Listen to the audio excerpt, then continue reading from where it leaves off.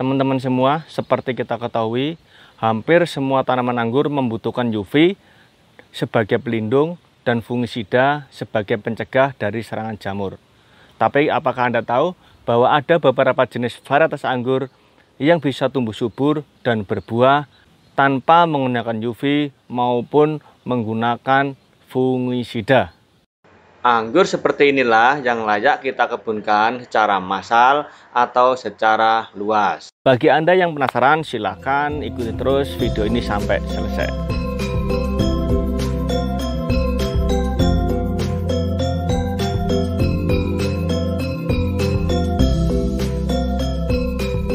Tapi sebelumnya, bagi Anda yang baru datang ke channel ini, silahkan tekan tombol subscribe dan loncengnya. Karena di channel ini kita akan membahas semua hal tentang pertanian. Untuk mengetahui kemampuan tanaman anggur melawan atau bertahan dari serangan jamur, kita melakukan uji coba yang sederhana, yaitu dengan cara menanam anggur di musim hujan tanpa perlindungan plastik UV dan juga tanpa penyemprotan fungisida. Seperti ini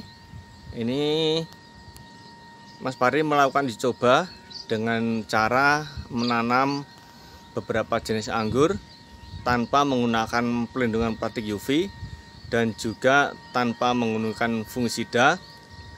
Ini sudah 2 bulan ya, tanaman sering diguyur oleh hujan. Nanti akan kita amati satu persatu sejauh mana kemampuan tanaman anggur ini dalam melawan penyakit atau melawan jamur. Yang pertama adalah anggur ninel. Ini kita lihat, ini dalam polybag semuanya ya. Ini sudah berbuah dan kita lihat dari daun-daunnya relatif tahan dengan serangan jamur. Ini sudah 2 bulan dan beberapa hari kemarin sempat diguyur hujan lebat dan cuaca yang teduh ya. Ini relatif tahan tanpa fungisida. Kemudian yang kedua kita lihat sini adalah anggur transfigurasi. Ini juga relatif tahan terhadap jamur. Tapi kalau dilihat dari ketahanannya masih di bawah anggur ninel. Ini yang di atas seperti ini. Transfigurasi yang pakai sistem para-para ini, daun masih mulus, tapi yang tua-tua udah bagian terkena jamur juga. Yang ketiga adalah anggur Jupiter, teman-teman semua, parah total ini ya. Ini sebagian yang rusak udah saya pangkas, sudah saya buang, tapi benar-benar nggak tahan ini anggur ya. Jadi bagi Anda yang nanam anggur Jupiter, siap-siap dan waspada saja ya, kalau lagi musim hujan terutama. Kalau musim kemarau mungkin sedikit tahan.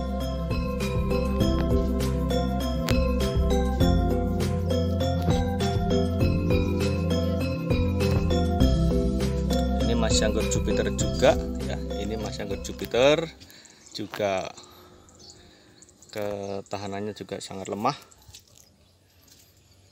Selanjutnya adalah anggur akademik. Ini juga kurang tahan ya. Tapi sepertinya ketahanannya masih di atas anggur Jupiter nih ya. Selanjutnya adalah anggur Zamkip. Ini juga bagus pertahanannya, walaupun ada beberapa daun tua yang terserang oleh jamur. Namun anggur Zamkip ini terlihat mampu bertahan dari serangan jamur. Nah, ini nominasinya masih di bawah anggur ninel maupun anggur transfigurasi. Ini bahkan anggur Zamkip ini walaupun diguyur hujan terus dia mampu menghasilkan buah.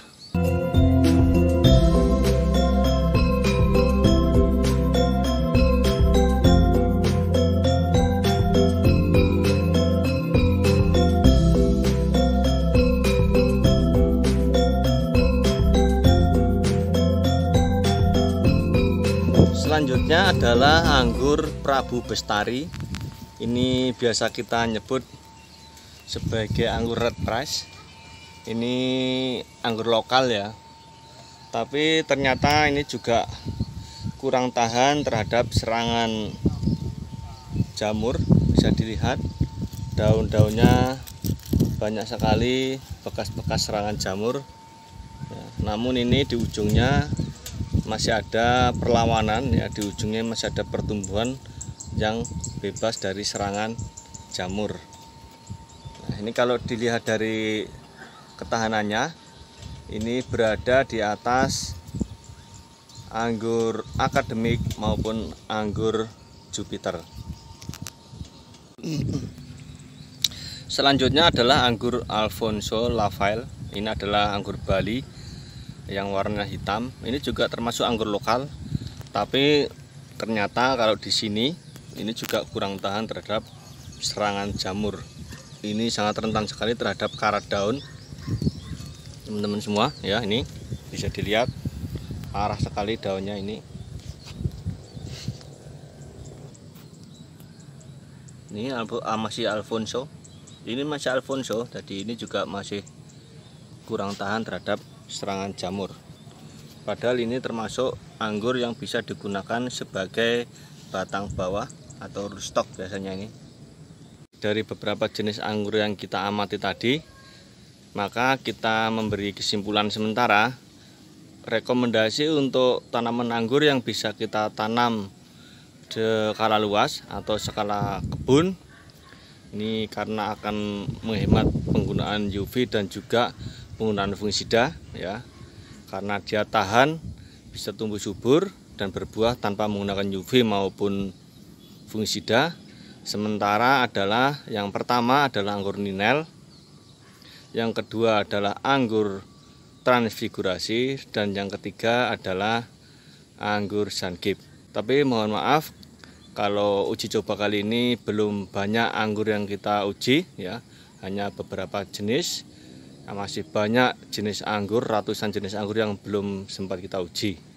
Barangkali teman-teman punya pengalaman dengan jenis tanaman anggur yang lain yang lebih kuat dari Ninel maupun Transfigurasi untuk dikebunkan secara luas. Silakan berbagi pengalaman, berbagi informasi di kolom komentar.